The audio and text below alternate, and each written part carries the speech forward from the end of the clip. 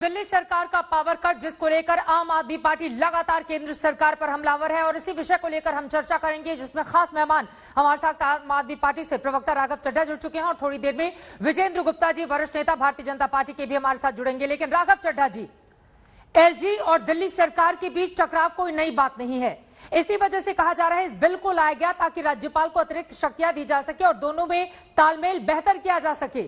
Bharatiya Janata party ये दावा कर रही है, फिर इस पर आपको दिक्कत क्यों है?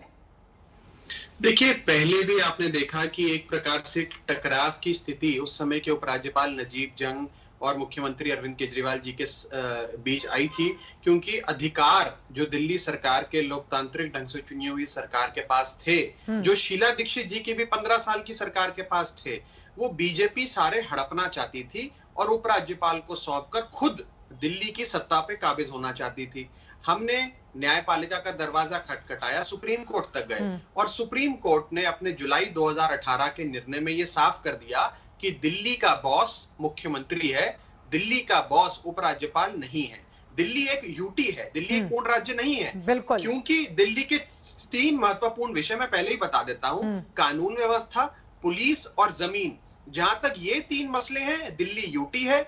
इन 3 मसलों को हटाकर जितने शिक्षा, स्वास्थ्य, पानी, बिजली, बाकी जितने भी जो अधिकार क्षेत्र है, उसके लिए दिल्ली एक पूर्ण राज्य है। ये सुप्रीम कोर्ट ने कहकर अपना जजमेंट दे दिया। उसके बाद आज एक प्रचंड बहुमत की सरकार और सुप्रीम कोर्ट के द्वारा दी गई जजमेंट के उलट जाते हुए केंद्र सरकार चोर दरवाजे से दिल्ली की सत्ता पे काबिज होने के लिए जितने अधिकार सुप्रीम कोर्ट ने हमें, जो बीजेपी ने छीन लिए थे, हमें वापस दिए थे, वो फिर हमसे छीनना चाहती है। नहीं, राघव चड्ढा जी, आपने यहाँ पर ये कहा, आपने खुद ही कहा कि एक पूर्ण राज्य तो राजधानी दिल्ली है नहीं। ऐसे में अगर एलजी को अधिकार देने की बात आ रही है तो फिर आप लोगों को इतनी ज्यादा दिक्कत, आप लोगों को क्यों लगता है कि बीजेपी पीछे से सरकार चलाना चाहती है राजधानी दिल्ली में? मैंने बताया ना, राजधानी है, इसलिए जो 3 एडमिनिस्ट्रेटिव सब्जेक्ट्स हैं, पुलिस, कानून व्यवस्था और जमीन, ये 3 एलजी के विचाराधीन है, बाकी सारे मुख्यमंत्री के विचाराधीन है।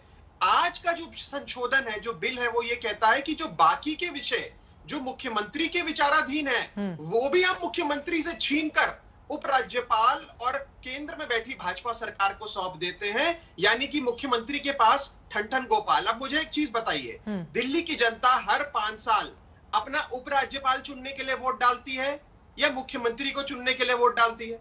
दिल्ली की जनता ने 2015 में आजाद भारत के इतिहास में सबसे बड़े जनादेश वाली सरकार अरविंद केजरीवाल की बनाई थी कि नजीब जंग या अनिल बैजल की बनाई थी?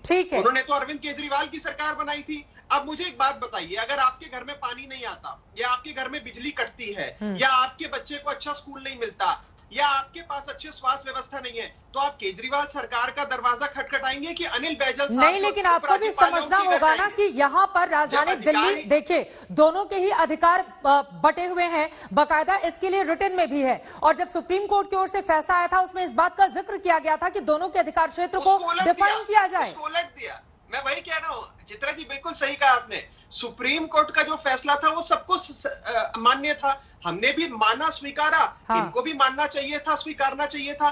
इन्होंने उस सुप्रीम कोर्ट के फैसले को बदल दिया और इसका कारण सुन लीजिए मुझसे बस एक वाक्य में। देखिए, भारतीय जनता पार्टी, चित्रा जी, पिछले 25 साल से दिल्ली की सरकार नहीं बना पाई है। पहले 15 साल कांग्रेस थी, अब 10 साल केजरीवाल सरकार है।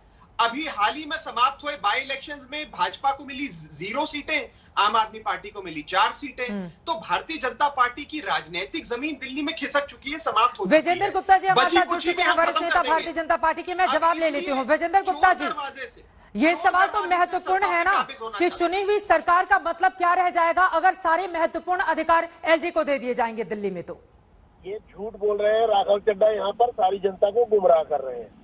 ये लोग ये समझते हैं कि झूठ की बिसात पर संविधान को भी धता बता दिया जाए, भारत की पार्लियामेंट को भी धता बता दिया जाए और अपनी राजनीतिक रोटियां सेकी जाए। इनको ये पता होना चाहिए कि सुप्रीम कोर्ट के ऑर्डर में क्या लिखा था। सुप्रीम कोर्ट के ऑर्डर में बड़ा साफ लिखा था कि जो ये कंफ्यूजन है इसमें, इसके लिए क्लैरिफिकेशन होना बहुत जरूरी है और इस पर फैसला लिया जाए। पहली बात यह है कि जिसके जो अधिकार है, जहां थे वो वैसे के वैसे ही हैं। उसमें रत्ती भर भी कोई अंतर नहीं है। अपनी विफलताओं को छुपाने के लिए, अपने फेलियर को छुपाने के लिए सिर्फ ब्लेम गेम करना, ये इन लोगों की पुरानी आदत है।